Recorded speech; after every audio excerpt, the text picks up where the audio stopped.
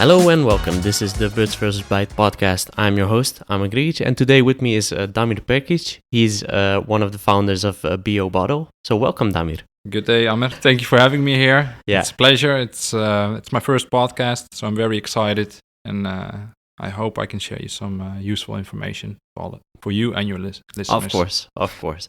So let's start off a little bit about you. So could you tell me a little bit about your background and also how you got to start this company that you're running right now? Yes, of course. So as you can hear from my name, it's not really Dutch. I was born in former Yugoslavia. When I was 6, I came to the Netherlands with my parents, and I studied logistics and economics, but I always knew when I was young that I wanted to start a big company. I was dreaming as a child about an empire, and it was weird because what child of 12 thinks about these things? So when I finished my studies, logistics and economics, I worked for 5 different companies in 7 different functions within 5 years' time. So as you can hear, I was really searching for something. Yeah. And I thought to myself, okay, I know I want to start my own company, but why not learn as much as possible in a very short time? So that's why I just switched from one company to the other and did a lot of different functions, just to learn how the corporate world works, how factories work, how the office work, how finance works, how purchasing works, sales, marketing, all these kind of things. And at some point, I was working for one of the largest plastic converters in the world, called RPC, Rigid Plastic Converter. Mm-hmm. And at some point, I became their sales and business development manager. Mm-hmm. And that was at a very young age. I was 26 years old at that time. And it was a really great function because I can learn a lot of the plastic industry in a very short time. So I talked with a lot of different stakeholders and learned a lot of the materials, but also the production techniques and also the challenges that we have within the plastic industry. Mm-hmm. And in the 2 years that I worked for them, I saw 3 big challenges that we have within the plastic industry. So, not in a chronological way, difficult word, but like from the 311 billion kilograms of plastic that were produced every year, and that's becoming larger and larger, only 9% of that is recycled. So a lot of it is burned, legally or illegally, dumped, or just kept in the product. But around about 9% is collected for waste. So that was one. The second is, because the plastic is not all recycled, a lot of it gets as a waste in the oceans, but also in the nature. And we all know about the plastic soup. Boyan Slot is really doing his work to fix that. Yep. But for every minute that I spoke, already one garbage truck full of plastics is being dumped in the oceans. And it's not good. It's not really good. No. It's like 8 billion kilograms of plastics every year we dump in the oceans. Because we can't recycle it, or why does that happen? Actually, that's I think a good point to make. Well, one, because we use much more plastic than we did back in the days. It's really getting larger and larger. And if you look at 2050, the forecast is that we're going to produce 4 times more than we do right now if we continue in this pace. So it's the consumption. So if you see it, when you walk in a supermarket, you see all around you see plastic. Yep. And when you have like a candy bar, there's plastic around it. And especially in developing countries, you see that people, they don't have a very good recycling stream. So when people eat something and finish it, they throw the plastic and they think like somebody's going to clean this up. It will magically disappear. Yeah. And but if there's a large wind, and especially if it's islands like Philippines or Indonesia, these plastics get into the oceans, and that way we get it in Europe as well, but also in the United States, so it goes through the whole world. So it's the consumption of plastic is getting larger and larger. There's not a really good recycling stream, especially in developing countries. So people throw it away, and it gets through the rivers and canals. It gets into the oceans. Yeah. So that's one. And that's sorry to interrupt you there, but that's also the reason why you felt to start something new as well, right? Because you saw that the companies that they didn't get it yet, that they need to change this behavior, right? Yeah, it's especially like I always say to myself and to others, like plastic doesn't have feet and walk to the shoreline and just do a bomb into the water, and they're like, yeah, I'm into the water. No, it's like we the people, we do it. So we have to look at ways how to make sure that we use less plastic. Yeah. And when we use plastic, to use the right plastic. And when I talk about the right plastic, then I talk about a plastic which is recyclable, and there are no toxins in it. But also, and that's the third thing that I didn't tell you yet about the challenges within the plastic industry, is the fact, and not a lot of people know about this, but for 60 years long, we've been using fossil oil for our basic material for plastics. So at the moment, more than 99% of all plastic in the world is made from fossil oil. And if you look at 2050, it will become even more larger, like 4 times larger than now. So at the moment, right now, we use more fossil oil for the plastic industry than the complete aviation industry together. So we're all talking about we should fly less. But if you use less plastic, your impact will be the same. Or even larger. Yes. So those are the 3 challenges that I described for myself. So one, only 9% is recycled. Yeah. The plastic soup and other natural disasters that we created with plastics. And the third one is get rid of the oil plastics and switch to bioplastics, an alternative. So I was in that role and as a business development manager. And for me, it was really, it was a great role because I could make impact from the inside, I thought. So I talked with clients, with my customers, but also new customers about their new products that they want to get produced at our factory. And I started to talk with them about bioplastics as an alternative to the oil plastic that they've been using already. And I've been doing that I did that for almost a year, and I tried to persuade them to switch. And at some point I was sitting and there was like a meeting. There are a lot of people at a meeting. And I just said, okay, for that product, bioplastics could be a very good alternative. And there were like 6 people sitting there and 1 woman, like 5 men, one woman. And when I said bioplastics, I thought she would support me. She would stand beside me because women are in general more conscious about the environment. That's my opinion. And she was the only one that laughed at me. Crazy. So she was laughing because I just said bioplastics. I was like, what's so funny about it? It's like, that's the future. That's the new plastic. And for me, that was the turning point. I was like, okay, this industry is never going to change from the inside. I have to get to the customers, so the consumers. And when consumers demand something from the market has to adapt. Because if it doesn't, if there's one party, let's say like Tesla, and they make really cool cars that are fast, innovative, and people want them, and they get a new car like a Tesla Model 3 that's even priceable, you can pay for it. It's not like 100,000 euros, but it's also for the normal citizen. And people want it, and you lose market share, let's say Volkswagen or Ford or all the other companies, they have to adapt to what Tesla is offering the customers because the customers, the consumers, they want electric driving. So for me, that was like the strategy in my head, like make sure that the consumers demand of the market that we use the right bioplastics. Yeah, and that's also the point where you wanted to start a company, and you started the company, and you started with creating a bottle out of bioplastic, right?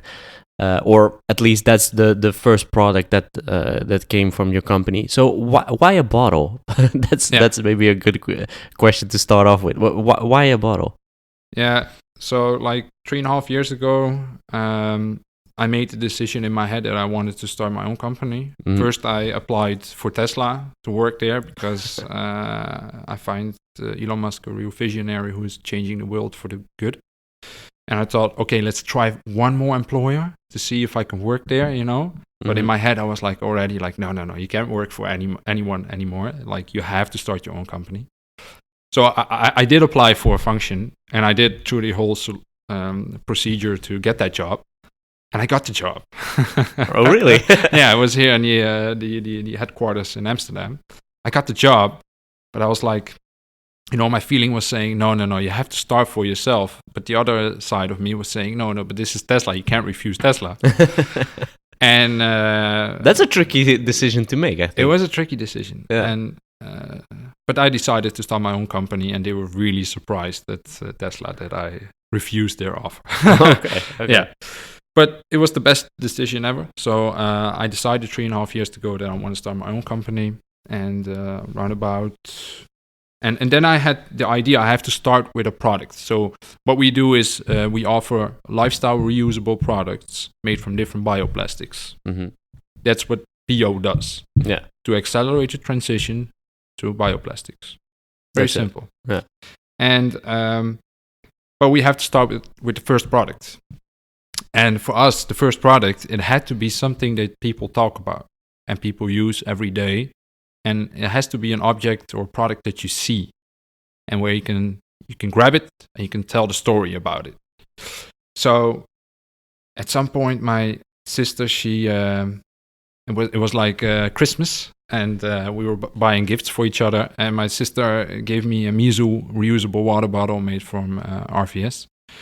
And she was like, but I wanted to give you something else. But that product was sold out, but it's really sustainable.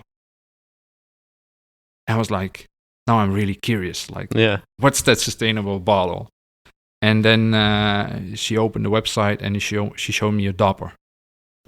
And a lot of people know dopper, and I really love their mission. It's great. You know, we have to use less single-use plastic bottles, PET bottles. Because that's also a part of the bottles that we get into the plastic oceans. Yeah. But then I looked at the bottle itself, and as with my material knowledge and my recycling knowledge and stuff like that, I looked at a different way at that bottle. And I thought to myself, this bottle is made from 3 different materials. It's not recyclable when you throw it away. Especially the white part it has like 2 components, plastic inverted in each other, so it's ABS and TPE, and you cannot recycle that together. So I was like, and it's not bioplastic, it's made from oil-based plastic, and it's not from recyclable plastic, so it's a virgin material that's not recyclable and complete. So the bottle itself, for me, it's not sustainable. It can be much more sustainable. And then I thought, but this is perfect, because a bottle, you always have it with you. Everybody drinks water. You can put it on your office table. You put it in your in the train at your gym. Yeah, it's always with you. And nowadays, all the hipsters, they wear it in their backpack, so you can see it from the side. I saw that one on your backpack as well. Is that saying that you're a hipster as well? Oh, you got me, man. I don't want to be a hipster.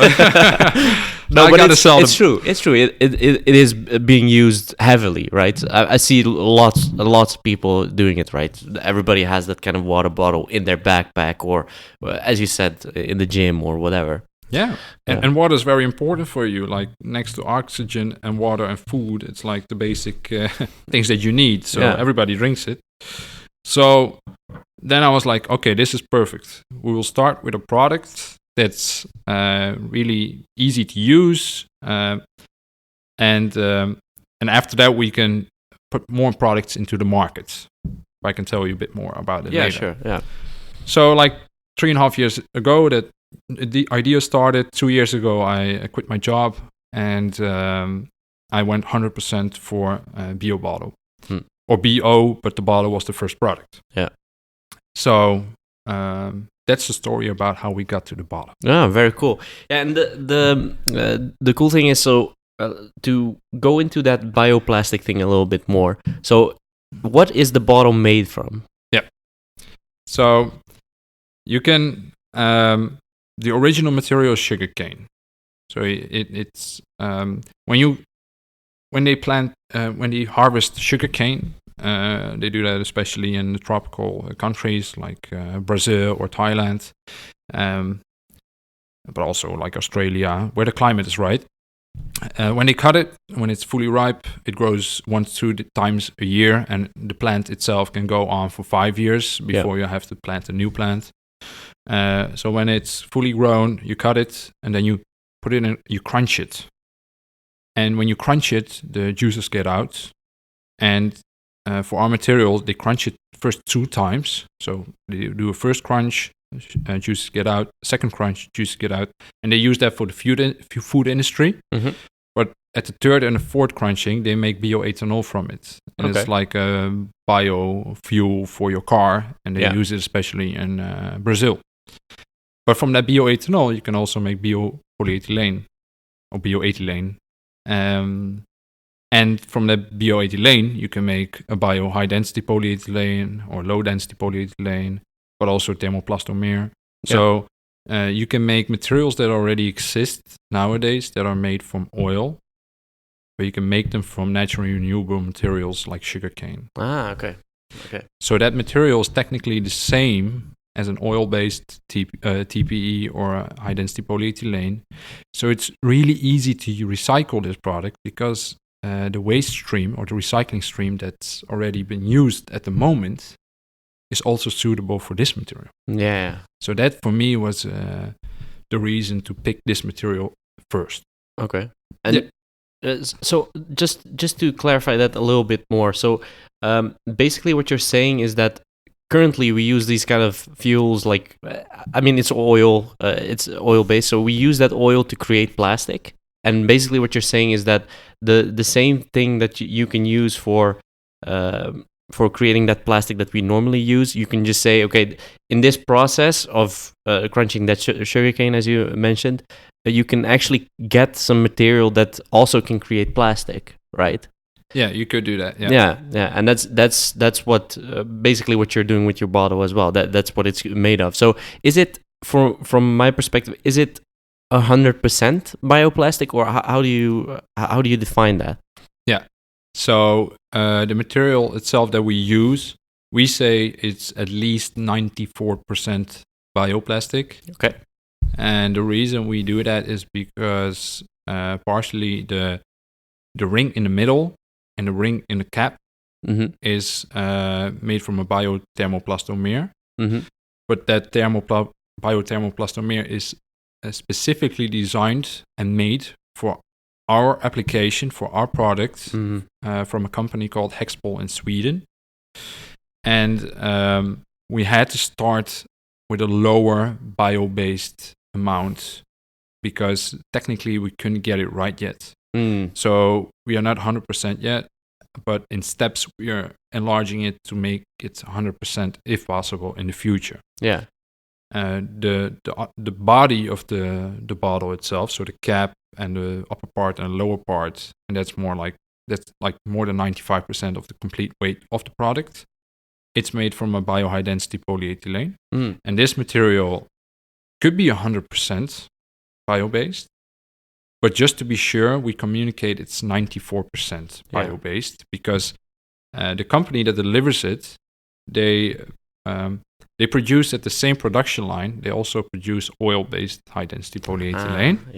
And when you get this package of food, and at the back it says it could contain peanuts or different substances. Yeah, traces of peanuts or whatever. Yeah. So it could contain also fossil oil-based high-density polyethylene. That's why we communicate at least 94%. Yeah, but for in newer versions, it could be that you grow more to that 100% that you want to get, right? Yeah, definitely, and we're working towards that. But I think 94% is a very good result. Yeah, already. very very good. Yeah, so just to step back a little bit, when you started out, so how do you actually start a company like this?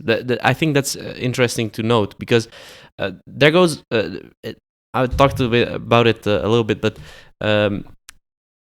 we create digital products, right? So a digital product, you don't really need. You don't need a factory for that. You just need some people that can actually create some software or can create it. But when you create a physical product that someone can actually use and take with them and have a nicely designed bottle, how does that work? Because that process is a little bit different, right? So you need more things. You need like a design. You need to have a factory that's going to produce it. So how did you go about that?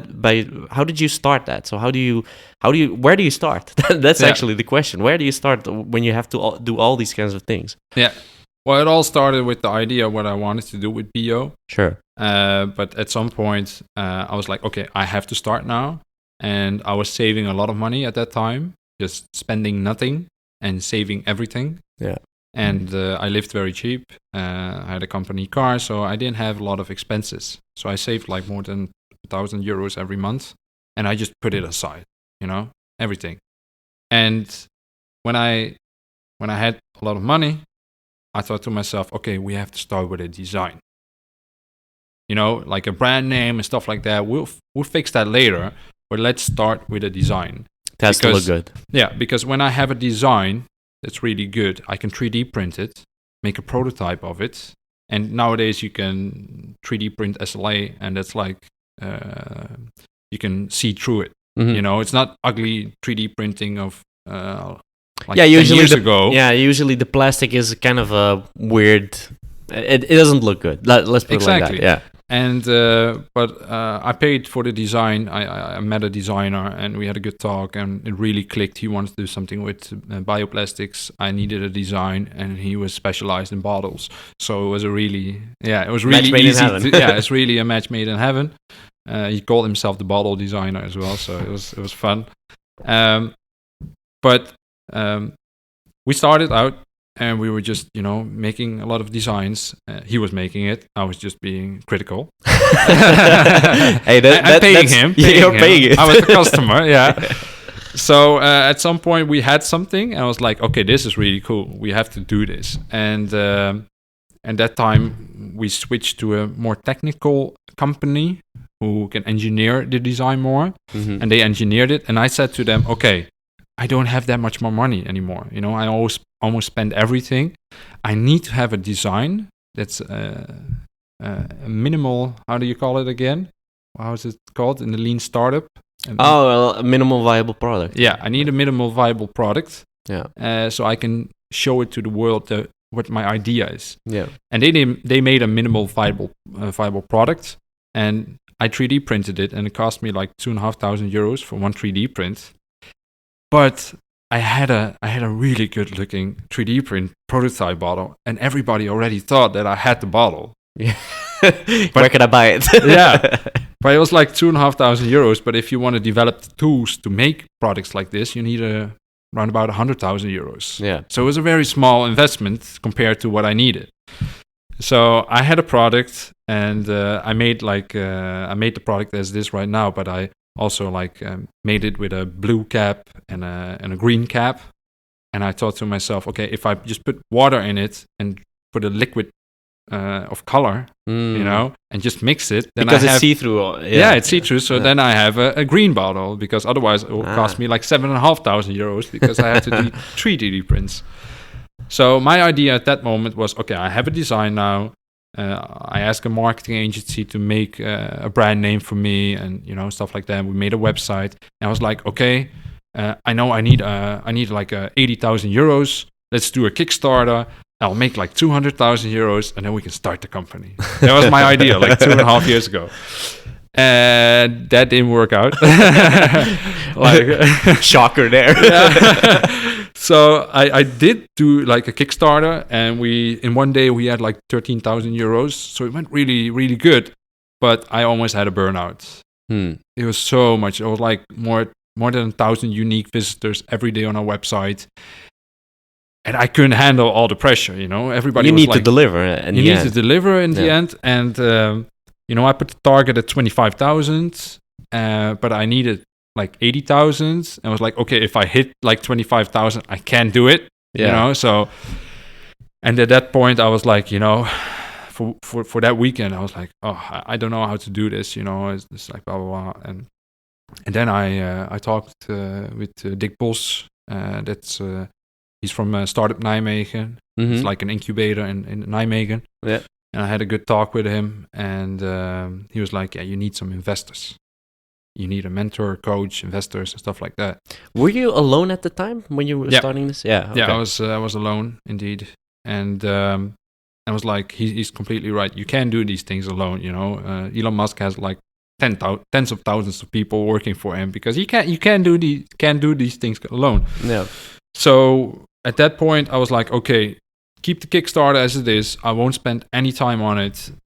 Just keep it going. You never know what's going to happen. And maybe investors see it or whatever. And then it kept running for a month. We had a very good results. But I'm happy we didn't get the target.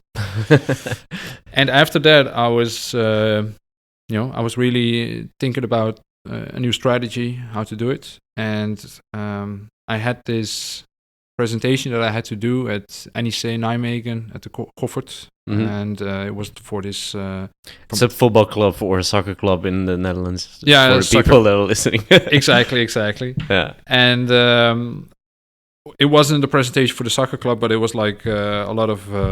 was it a business club or something like that? It was a business club. Yeah. Exactly. Yeah. And I did a presentation, and I just finished with like, I need 100,000 euros. I need an investor.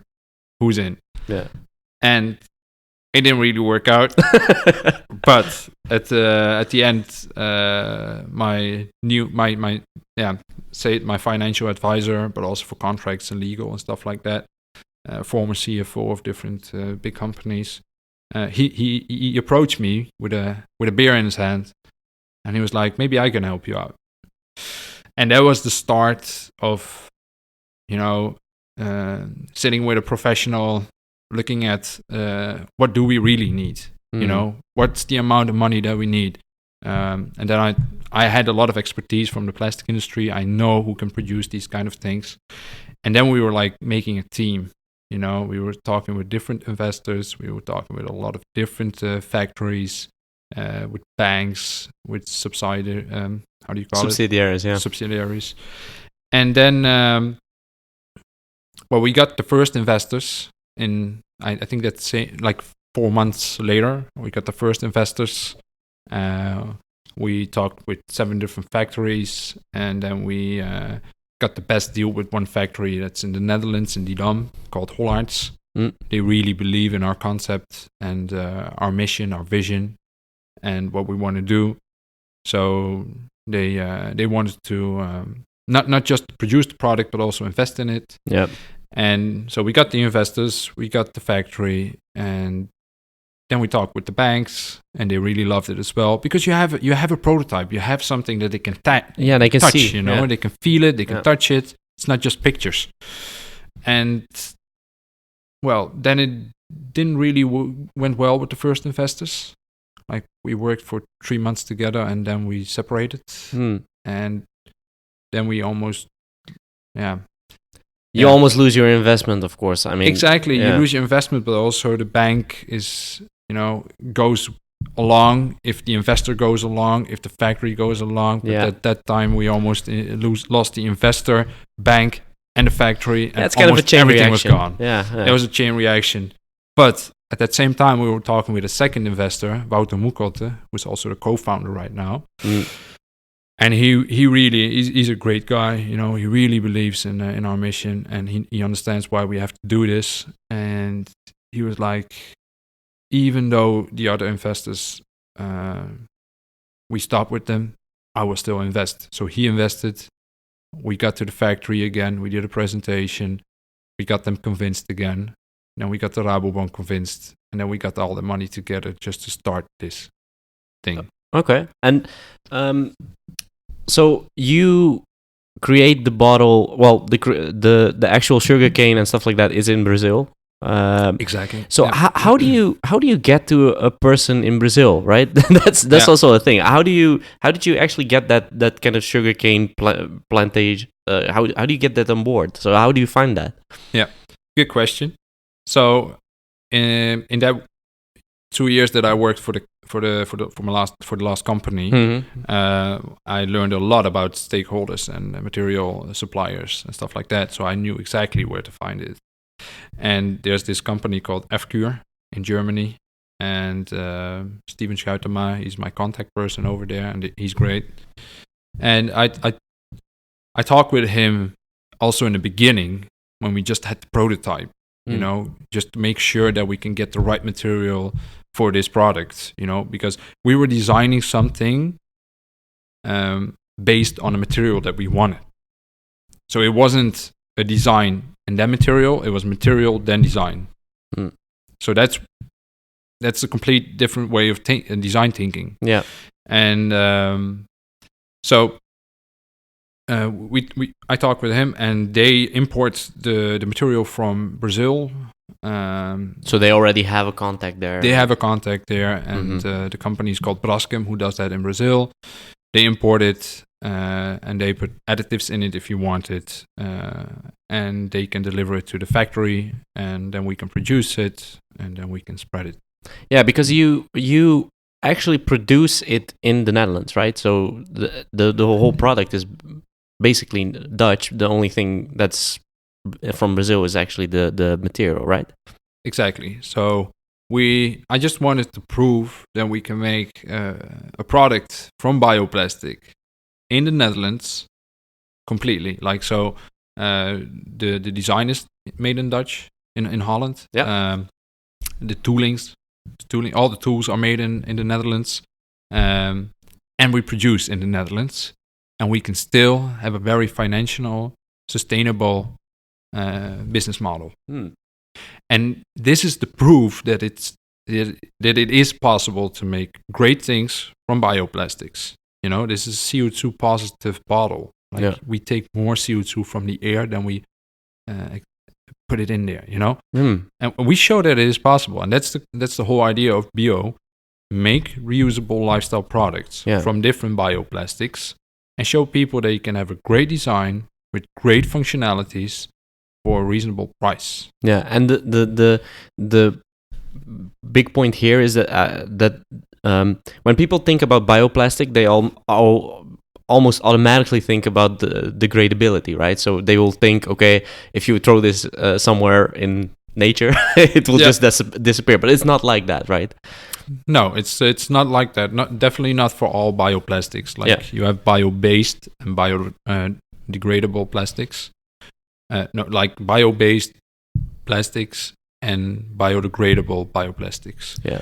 And like a PLA is biodegradable, but only under certain circumstances. So you have to compost it. If you throw it away outside in your garden, well, it will stay there for years, So nothing's going to happen. Nothing's going to happen. Because it doesn't have the right circumstances, the bacteria and the moist and stuff like that. And also for our product, it's also don't throw it away. But when you give value to a product, and that's why I'm always talking about making lifestyle reusable products, then people don't throw it away. Like when you go and buy, let's say, a Mars, and you got the wrap around it.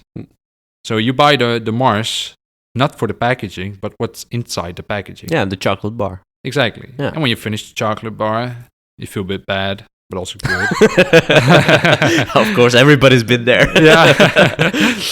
But you want to get rid of the plastic because it's garbage. You didn't pay for the plastic. You don't want that, But for us, when you buy our product, there's air in it. You're not paying for air. You're paying for the object itself. Yeah. So it has much more emotional value for you. So you won't throw it away. Yep.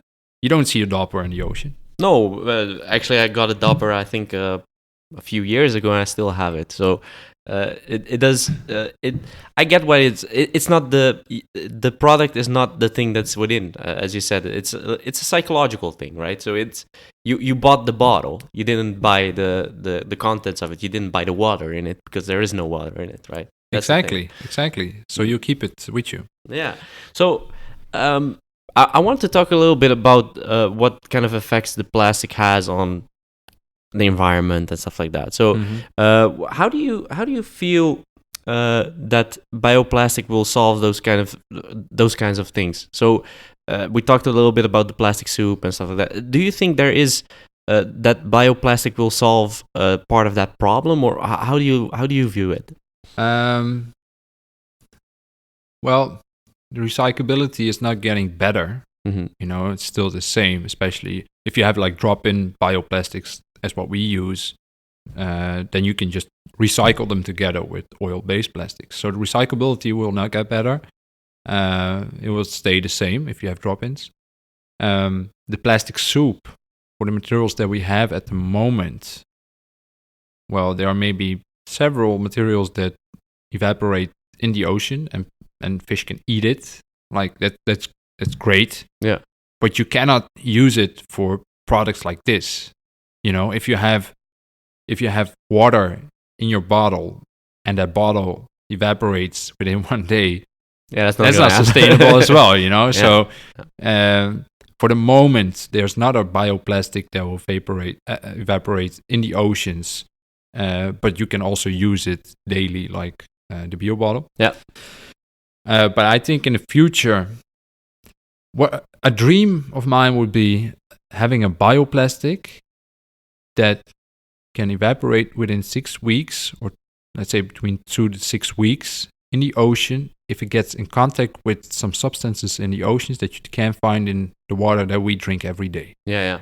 So in a specific situation that it will dissolve, because there was some video going around about some people, I think it was in Indonesia or something like that, where they had like the plastic quote unquote bags that were made from cassava, right? So it was just people could eat it, right? That's the thing.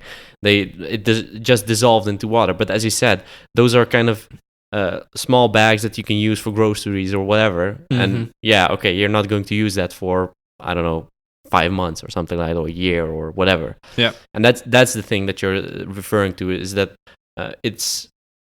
there is no material that can be sustained for a longer period of time that can also evaporate. That's basically it. Because if you look at the plastic packaging in the food industry, which is the largest percentage of all plastic in the world, there's food in it. Yeah. You know, and the plastic itself has a lot of great barriers. So for oxygen, for a lot of things, so that bacteria doesn't get in. You know, so the food stays fresher for longer. Yeah. So it's a very good thing, you know, especially if you look at the food waste that we have right now. Like 1/3 of all the food has been thrown away. You know, we don't have a food problem, food shortage problem. We have a behavior problem with how we manage food. Yeah, like especially in a Western country, we waste a lot of food at the end of the chain. So if we don't eat it on time, or we don't like that part, you know, you just throw it away, or it doesn't get sold. But at the development countries, they have it at the beginning. So because they have bad infrastructure and stuff like that, all food gets wasted in the beginning. Yeah. So plastic has a lot of advantages as well. And I think we have to make a material that can keep those advantages. And at the other hand, we have to recycle as much as possible. And the new materials that we put in the plastic industry have to be made from a renewable resource called bioplastics. Yeah, and where do you think this will go in the future? So you're obviously on a mission to create kind of products that are you have thought about it, right? So you have thought about, okay, is this a bioplastic? Is this a good design? Because that's just for the yeah, I mean, I've seen the bottle in my hands right now, and it feels like there's a thought behind it, right? So everything's been thought about. And what's kind of the next step? So you want to create a whole lifestyle brand of products, right? So Yeah. Could you tell a little bit about that? What you wanted to do? So I have a vision to change the complete plastic industry. Yeah. It's a really big vision. I have it completely in my mind, but we have to make some steps. And the first steps that we need to make is make sure that the consumers are aware of bioplastics and that they demand it from the other companies as well. Yeah. Because that way you will make the faster transition to bioplastics. So yes, what you said, we will develop around about 15 products, 15 lifestyle reusable products within the next 10 years. Let's say one is made from alga, the other one is made from cassava, one is made from miscanthus, it's like elephant grass in Dutch, olifantgras. Yeah. But you can also make it from starch, you can make from seaweed. There are so many different options, but the consumers, they don't know it. So I didn't know it before I met you. Yeah. I didn't know that you can make it from those kind of, from those materials. Yeah, because we're all focused on the plastic soup, but there are different challenges as well in the plastic industry. And we want to address that. So every product has its own story. Look at my lunchbox, it's made from elephant grass. Or look at my coffee tea mug to go, it's made from coffee grounds. And every product shows that it is possible for a reasonable price and a very cool design with great functionalities. Yeah. So that's bio lifestyle products. But next to that, I also want to develop new bioplastic materials.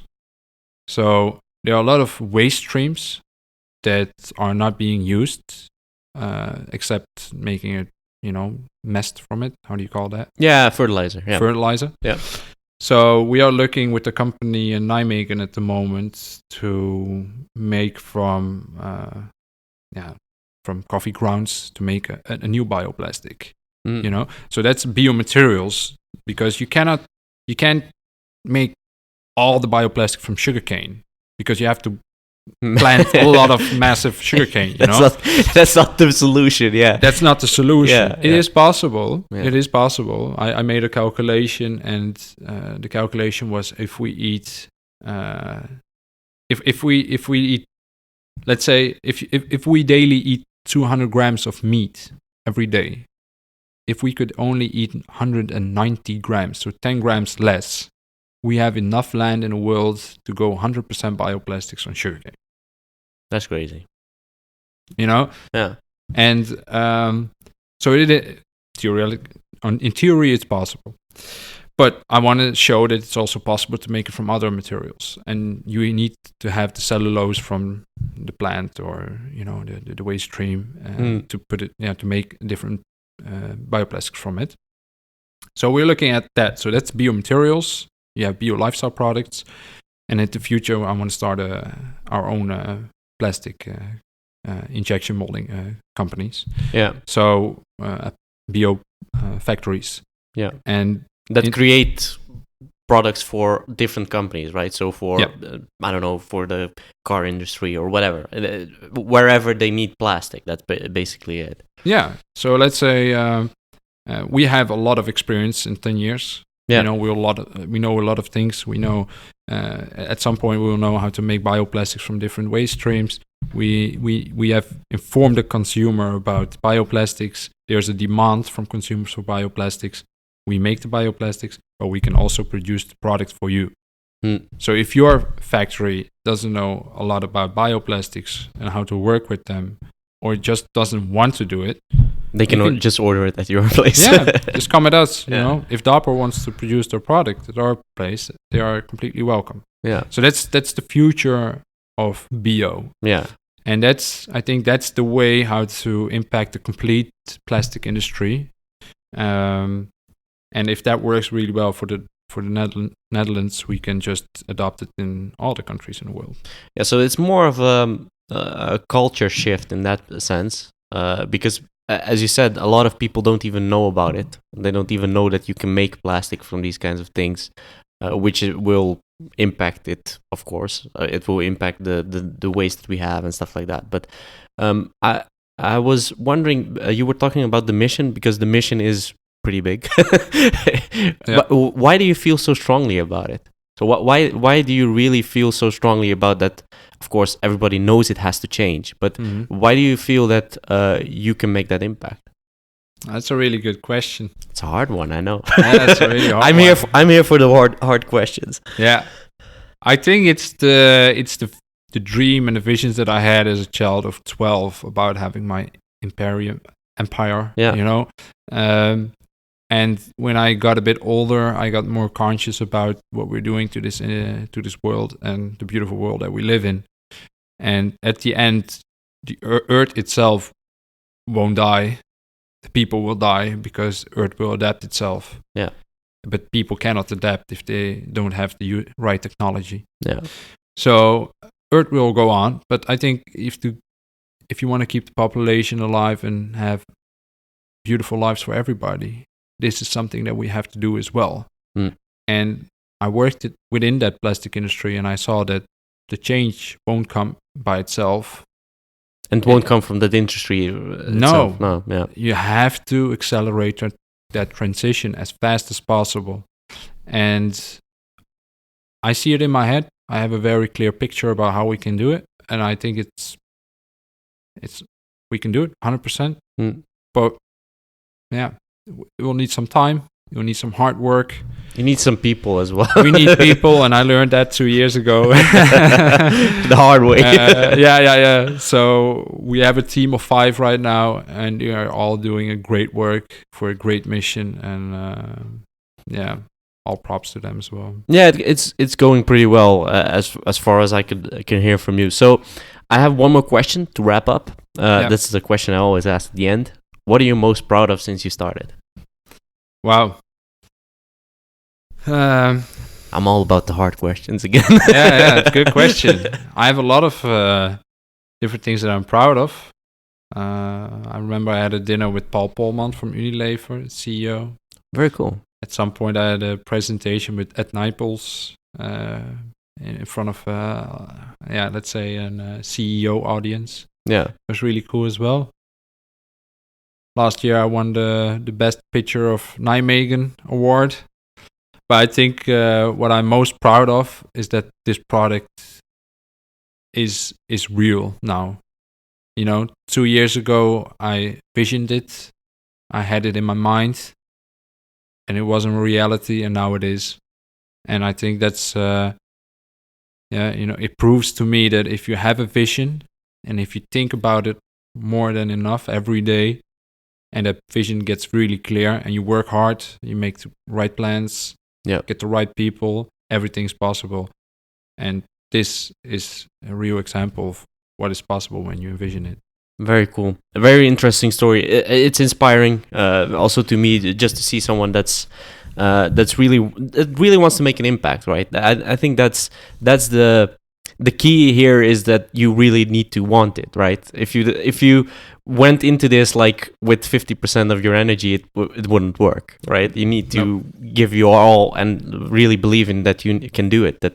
That makes the difference. I mean, that makes the difference in all kinds of things. I mean, it doesn't have to be starting a company, right? It can be also just you as an employee if you want to make that change. Definitely. Like, I'm happy that not everybody wants to be an entrepreneur because I wouldn't have any people that want to work for me. Without those people, it wouldn't even be possible. Yeah. Okay, I want to thank you for your time. Where can people find you on the internet? Thank you for your time, Amir, and for the audience, you can find me on www.beobottle.com. Yeah. And bio is BEO. Yeah. Bottle.com. Very cool. Thank you again. And for the listeners, you can find the Bits vs. Bytes podcast on bitsvsbytes.com and on all major podcasting platforms. And of course, Instagram, Twitter, and LinkedIn. It's all Bits vs. Bytes. And I would like to thank you for listening. And until next time.